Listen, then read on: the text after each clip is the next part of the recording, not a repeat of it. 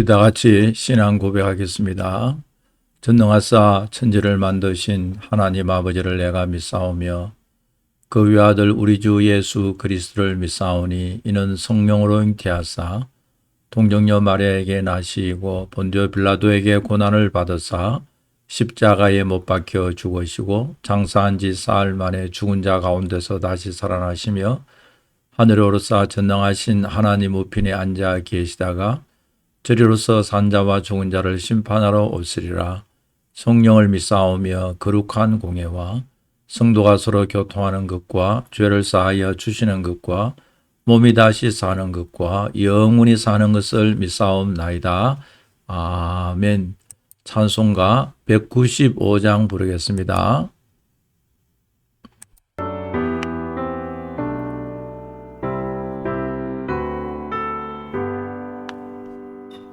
성령이여 우리 찬송 부를 때 진심으로 찬양하게 하소서. 성령이여 우리 기도드릴 때 우리 곁에 계셔 일러주소서.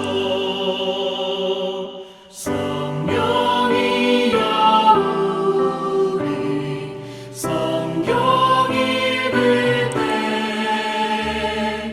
그 속에서 빛을 보게 하소서.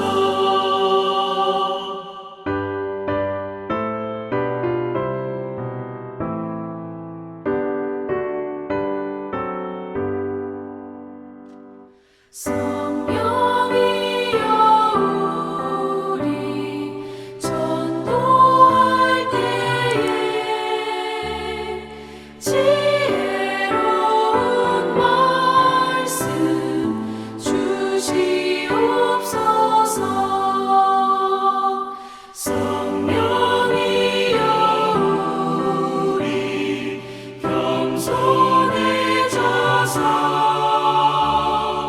우리 주와 같이 되게 하소서.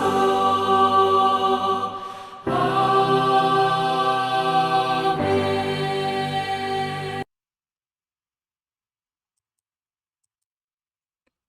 하나님의 말씀 요한복음 2장 1절에서 12절 말씀입니다. 사흘째 되던 날 갈릴리 가나에 혼례가 있어 예수의 어머니도 거기 계시고 예수와 그 제자들도 혼례의 정함을 받았더니 포도주가 떨어진지라. 예수의 어머니가 예수에게 이르되 저들에게 포도주가 없다 하니 예수께서 이르시되 여자여 나와 무슨 상관이 있나이까? 내 때가 아직 이르지 아니하였나이다. 그의 어머니가 하인들에게 이르되 너에게 무슨 말씀을 하시든지 그대로 하라 하니라. 거기에 유대인의 정결 예식을 따라 두세 통 드는 돌 항아리 6이 놓여 있는지라. 예수께서 그들에게 이르시되 항아리에 물을 채우라 하신즉 아귀까지 채우니 이제는 떠서 연회장에게 갖다 주라 하심에 갖다 주었더니 연회장은 물로 된 포도주를 맛보고도 어디서 났는지 알지 못하되 물떠온 하인들은 알더라. 연회장이 신랑을 불러 말하되 사람마다 먼저 좋은 포도주를 내고 취한 후에 낮은 것을 내거늘 그대는 지금까지 좋은 포도주를 두었도다 하니라. 예수께서 이 첫 표적을 갈릴리 가나에서 행하여 그의 영광을 나타내심에 제자들이 그를 믿으니라. 그 후에 예수께서 그 어머니와 형제들과 제자들과 함께 가버나움으로 내려갔었으나 거기에 여러 날 계시지는 아니하시니라. 아멘. 첫 제자들을 부르시고 난 후 3일 후에 예수님께서 혼인 잔치에 초대받아 제자들과 함께 가십니다. 사흘째 되는 날 갈릴리 가나에 혼례가 있어 예수의 어머니도 거기 계시고 예수님도 거기에 참여했습니다. 이 사건을 물로 포도주로 만든 사건이지 않습니까? 이 사건을 성경은 첫 번째 표적이라고 말하고 있습니다. 이 첫 번째 표적을 통해서 성경은 예수님이 누구이신지를 우리에게 가르쳐 주고 있습니다. 물을 가지고 포도주로 변화시킨 예수님은 우리의 인생을 변화시키는 주님이시다. 우리를 하나님의 진노의 자녀에서 하나님의 사랑받는 자녀로 변화시켜 주시고 탕자와 같은 우리들을 아버지의 사랑을 받는 귀한 아들로 변화시켜 주시는 예수님이시다. 변화시키시는 예수님. 예수와 그 제자들도 혼례의 청함을 받았더니 여기에 예수님이 어떤 분이시냐? 예수님은 혼인잔치에도 참여하시고 또 이 혼인잔치에서 난처한 입장도 해결해 주십니다. 이것을 보면 우리 그리스도인들도 사회에 모임에 참석하여 그리스도를 증거하는 우리는 저 산속에 분리되어 사는 것이 아니라 우리 성도들은 이 세상에 살면서 세상 사람들에게 그리스도를 전하고 또 세상에 살면서 빛과 소금의 역할을 감당해야 한다는 것을 가르쳐 주고 있습니다. 예수님도 이런 사회적 잔치에 참여하셨다. 이것은 굉장히 중요한 하나의 모범을 보여주잖아요. 우리도 이 세상의 일에 참여하여서 그곳에서 복음을 전하는 그리스도인의 모습을 나타내어 빛으로 소금으로 살아야 함을 가르치고 있습니다. 포도주가 떨어진지라 예수의 어머니가 예수에게 이르되 저들에게 포도주가 없다 하니 잔치집에 포도주가 떨어졌다 이 말은 우리로서는 좀 이해가 안 되죠. 우리도 옛날에 한국에서 잔치나 큰일이 있으면은 음식을 준비하잖아요. 여러 가지 음식을 준비하는데 만약에 밥이 없다든지 국이 없다든지 반찬이 없다. 손님들은 오는데 먹을 것이 없다 하면 그 보통 문제가 아니잖아요. 이 가정에는 큰 문제가 생겼습니다. 그 당시에 포도주가 잔치에 있어서 가장 중요한 음식 가운데 하나 있는데 손님은 오는데 손님 대접할 수 있는 음식이 없었습니다. 그때 예수님의 어머니 마리아가 예수님에게 이 말을 했습니다.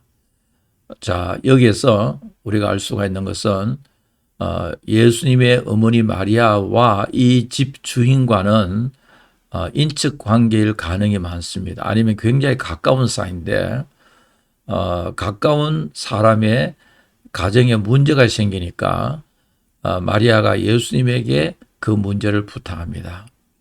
여러분, 오늘 우리도 우리 개인이나 가정에 아니면 우리가 가까운 사람, 사랑하는 사람들 가정에 문제가 생겼을 때 누구에게 가서 먼저 의논하는가?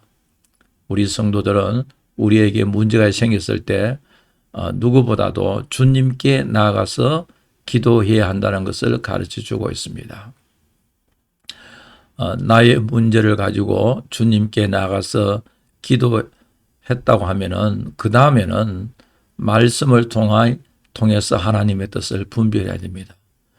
우리가 기도하고 내 기도가 합당한지 아니면 기도의 응답을 말씀을 통하여서 하나님의 뜻을 분별해야 할 것이고 또 말씀을 묵상하고 그곳에서 하나님의 말씀의 응답으로서 기도해야 하고 지금 어쨌든 이 잔치집에 큰 문제가 생겼는데 이 문제를 가지고 예수님에게 아뢰는 마리아의 모습을 볼 수가 있는데요.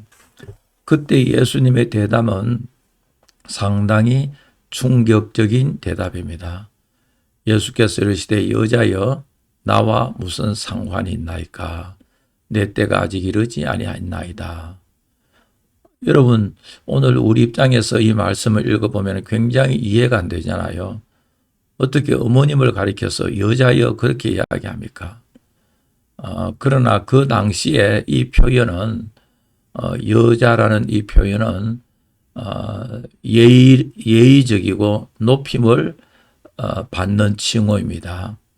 오늘 우리가 생각하는 여자여 이런 뜻이 아니라 귀부인을 칭할 때라든지 예의를 갖춘 칭호입니다. 우리가 잘 알고 있듯이 나중에 예수님께서 십자가상에서 어머니 마리아를 요한에게 사랑하는 제자 요한에게 부탁하면서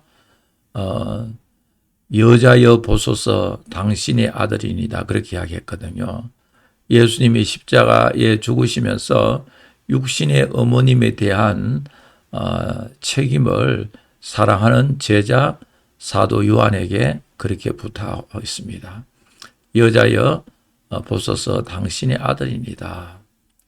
자, 여기에서 또 명확하게 우리에게 가르치는 것은 마리아와 예수님의 관계는 사적으로 보면은 엄마와 아들의 관계지만은 그러나 공적으로 보면은 메시아 되신 예수님과 마리아의 관계는 육신의 어머님의 관계가 아니잖아요. 자, 그렇기 때문에 마리아도 예수님의 십자가의 보혈을 믿음으로 구원을 받을 수 있는 존재입니다.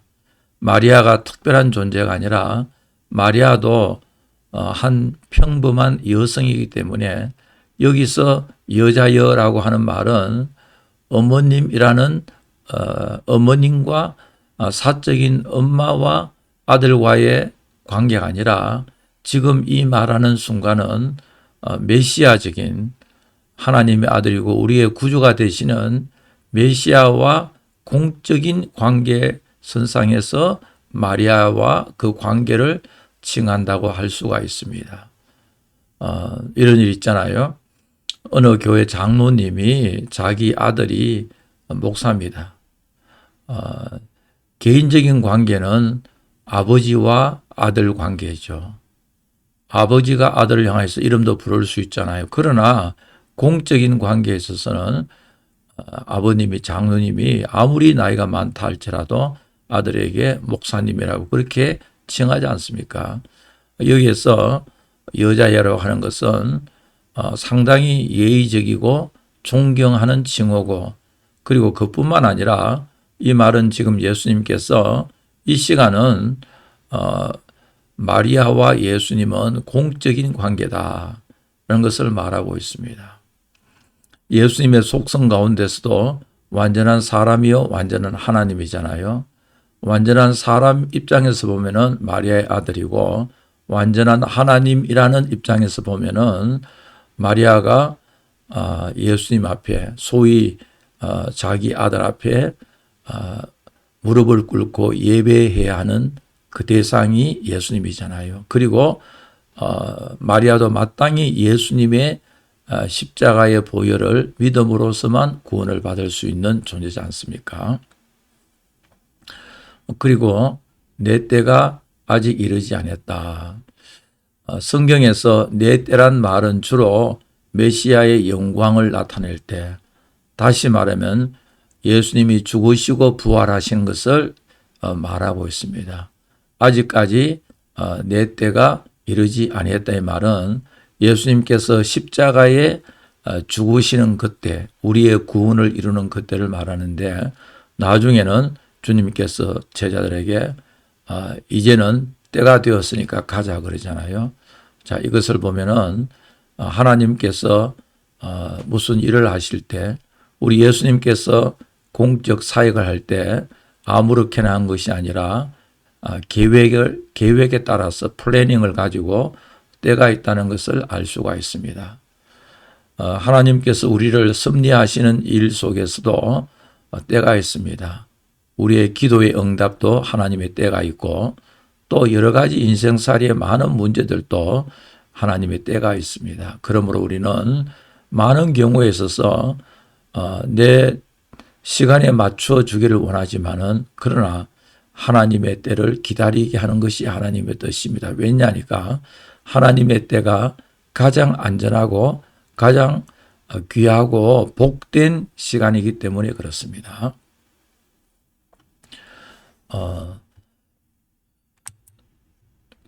5절부터 10절까지 보면은 그의 어머니가 하인에게 이르되 너희에게 무슨 말을 하시든지 그대로 하라.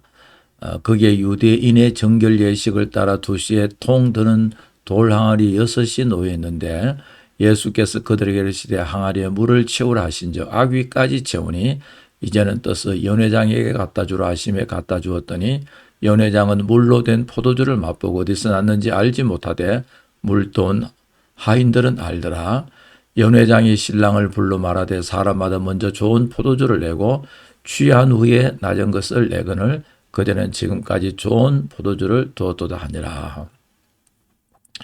지금 여기에서 연회장은 연회를 맡아 하는 매니저죠.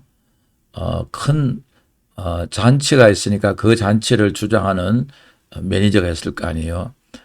매니저가 예수님께서 물로 포도주로 만든 것을 가지고 오니까 깜짝 놀랐습니다. 너무나도 맛이 있다. 그래서 이런 이야기합니다. 일반적으로 사람들은 먼저 좋은 포도주를 내고 취한 후에 나중에 좀 못한 것을 내는데 그들은 처음 포도주보다도 나중에 포도주가 더욱 맛있다. 이걸 보면은 예수님께서 하신 일은 다 좋은 겁니다. 여러분, 우리 예수님께서 여러분들을 너무너무 사랑하시기 때문에 예수님께서 여러분들을 위하여 하신 일은 다 좋은 것이다 말이죠. 때로는 우리가 그것을 느끼지 못하고 인정하지 못한다 할지라도 지나보면은 예수님이 하신 일이 가장 좋은 것이다 말이에요. The best. 예수님이 하신 일이 최고다.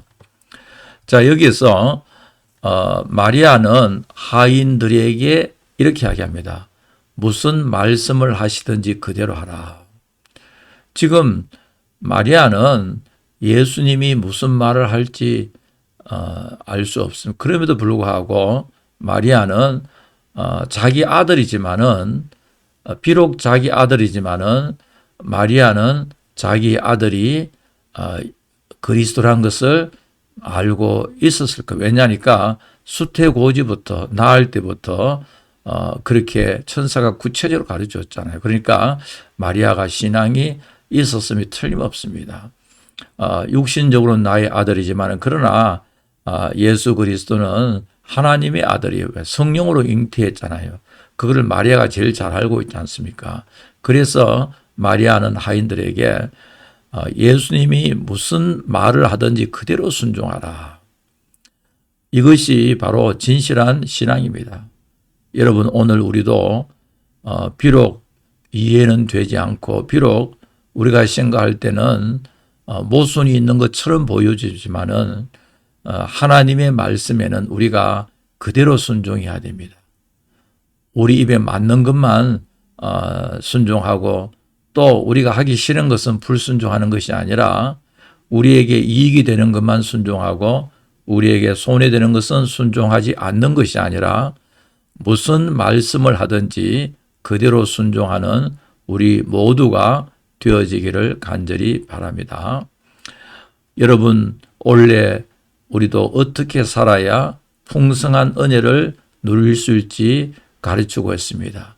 여러분과 우리 교회가 2022년 어떻게 살아야 하나님의 풍성한 은혜를 누리며 살 수 있을지 무슨 말씀을 하든지 그대로 행할 때 우리 하나님께서 우리에게 우리가 생각하는 것보다 더 큰 풍성한 은혜로 채워 주실 줄 믿습니다. 하나님의 뜻과 하나님의 뜻을 잘 알지 못하지만은 그럼에도 불구하고 우리 생각에 맞지 않음에도 불구하고 우리는 불평하지 말고 감사와 주님께 순종할 때 풍요로운 복을 받습니다. 여기 보니까 항아리까지 꼭 채웠으니까 참으로 맛있는 포도주가 가득가득 차 있는 것을 볼 수가 있습니다. 여기에서 또 알 수가 있는 것은 포도주가 없어서 궁핍한 것은 당시에 유대교가 우리 인생에게 만족함을 줄 수 없음을 의미하고 오직 예수님만이 우리의 인생에 깊숙이 들어오셔서 우리의 부족을 채워주시고 결핍과 걱정, 근심, 허무함 이 모든 것을 다 제거해 주시고 은혜로 충만히 채워주시고 마치 잔치집과 같은 기쁨이 넘치고 만족을 회복시켜 주시는 그 주님의 은혜 이 한 해 다 받아 누리시기를 간절히 바랍니다. 예수께서 이 표적을 갈릴리 가나에서 행하여 그의 영광을 나타내심에 제자들이 그를 믿으니라. 여기 보면은 기적의 목적은 하나님께 영광입니다. 성경의 기적은 그저 우리로 하여금 깜짝 놀라게 하기 위한 것이 아니라 모든 기적의 목적은 하나님의 영광을 위함이고 그리고 또한 우리에게 믿음을 주기 위하여 우리를 하여금 믿게 하기 위하여 이 표적을 갈릴리 가나에서 행하여 그의 영광을 나타내심에 제자들이 그를 믿으니라. 이 기적이 마치 말씀과 같다고요. 눈에 보이는 말씀, visible word of God. 말씀을 통하여 믿으면 제일 좋은데 또 사람들의 마음이 강팍해서 말씀만 가지고 믿지 않는 경우가 있잖아요. 그래서 기적을 통하여 예수 그리스도를 믿게 하였다. 이것을 성경은 표적, 사인이라 그럽니다. 사인. 요한복음에는 7가지 표적, 특히 이 표적은 예수님이 우리의 구주가 되시고 그리스도가 되신다는 것을 가르쳐 주기 위한 목적입니다. 우리가 요한복음을 읽으면 7가지 중요한 표적이 있는데 사인입니다. 표적을 통하여서 예수님이 누구신지를 가르쳐 주고 예수님이 새로운 시대, 은혜의 시대를 열어주는데 그 시대의 주인공이 바로 예수님이시다. 요한복음을 통하여서 예수님이 누구신지를 우리가 더욱 확실히 알고 우리 예수님의 은혜가 여러분들 가정에 넘쳐나는 그런 놀라운 역사가 일어나기를 간절히 바랍니다. 오늘 하루도 복된 하루가 되어지기를 간절히 축복합니다. 기도하겠습니다. 하나님 아버지 감사합니다. 요한복음을 우리가 묵상하면서 우리를 사랑하시고 우리를 인도하시고 우리를 위하여 죽으시고 부활하시고 우리의 구세주가 되신 예수님을 확실히 믿고 그 믿음 위에 든든히 서서 우리 주님을 더욱 사랑하며 주님께 헌신하는 제들 삼아주시고 오늘 또 하나님의 말씀을 묵상하고 하루 출발하는 머리 숙인 모든 성도들에게 한없는 은혜와 사랑으로 함께해 주시고 물을 포도주로 변화시키는 우리 주님의 역사가 우리의 인생을 날마다 성령의 열매가 우리 속에 나타나는 귀한 인생으로 복된 인생으로 의미가 충만한 인생으로 변화시켜 주실 줄 믿습니다. 오늘 저희들 움직이는 발걸음마다 하나님 함께해 주시고 행하는 일들마다 주님 은혜 위에 은혜를 다하여 주시옵소서. 오늘의 모든 일과를 하나님께 의탁하오며 감사하며 우리 구주 예수 그리스도 이름으로 기도하옵나이다. 아멘. 하늘에 계신 우리 아버지여 이름이 거룩히 여김을 받으시오며 나라가 임하옵시며 뜻이 하늘에서 이루어진 것 같이 땅에서도 이루어지이다. 오늘 우리에게 일용할 양식을 주시옵고 우리가 우리에게 죄 지은 자를 사하여 준 것 같이 우리 죄를 사하여 주시옵고 우리를 시험에 들게 하지 마시옵고 다만 악에서 구하시옵소서. 나라와 권세와 영광이 아버지께 영원히 있사옵나이다. 아멘.